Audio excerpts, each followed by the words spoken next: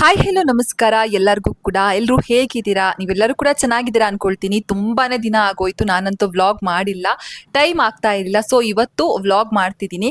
ಬೆಳಿಗ್ಗೆ 6:30ಕ್ಕೆ ಎದ್ದು ಸ್ನಾನ ಮಾಡಿ ನನ್ನ ರಾಯರಿಗೆ ಪೂಜೆ ಮಾಡಿದೆ.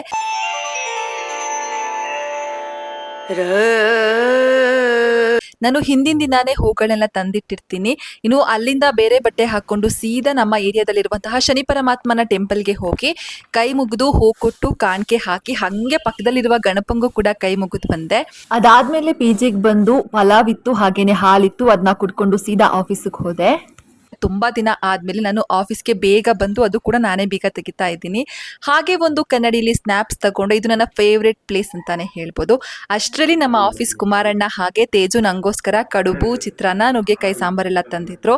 ಅದನ್ನ ಕೂಡ ತಿಂದೆ.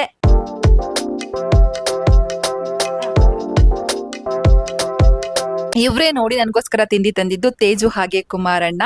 ತಿಂಡಿ ತಿಂದಾದ್ಮೇಲೆ ನೀರ್ ಕುಡ್ದು ಹಾಗೇನೆ ನಮ್ಮ ನ್ಯೂಸ್ ಕೆಲಸಗಳನ್ನ ಶುರು ಮಾಡ್ಕೊಂಡೆ. ಹೆಡ್ಲೈನ್ಸ್ ಹಾಕ್ದೆ, ಪೋಸ್ಟರ್ಗಳನ್ನ ಕ್ರಿಯೇಟ್ ಮಾಡಿದೆ.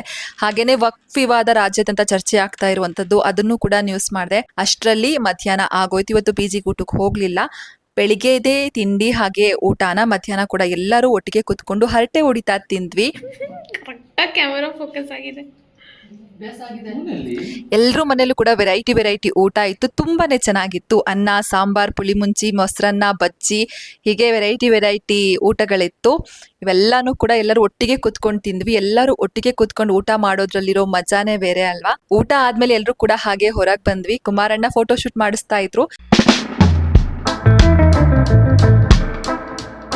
ನಾವು ಕೂಡ ಹಂಗೆ ಸ್ವಲ್ಪ ಫೋಟೋಗೆ ಫೋಸ್ ಕೊಟ್ವಿ. ಅವ್ರ ಜೊತೆ ಫೋಟೋಗಳನ್ನ ಕೂಡ ತೆಗೆಸ್ಕೊಂಡ್ವಿ.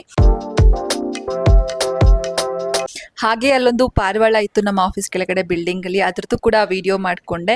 ಇದಾದ್ಮೇಲೆ ಎಲ್ಲರಿಗೂ ಕೂಡ ನಾನೇ ನನ್ನ ಕೈಯಾರೆ ಕಾಫಿ ಮಾಡಿ ಕೊಟ್ಟೆ. ಸೊ ಇಷ್ಟೇ ಇವತ್ತಿನ ನನ್ನ ಡೇ ಲೈಫ್. ಇಷ್ಟೊತ್ತು ನನ್ನ ವಿಡಿಯೋ ನೋಡಿದ್ದಕ್ಕಾಗಿ ಥ್ಯಾಂಕ್ ಯು.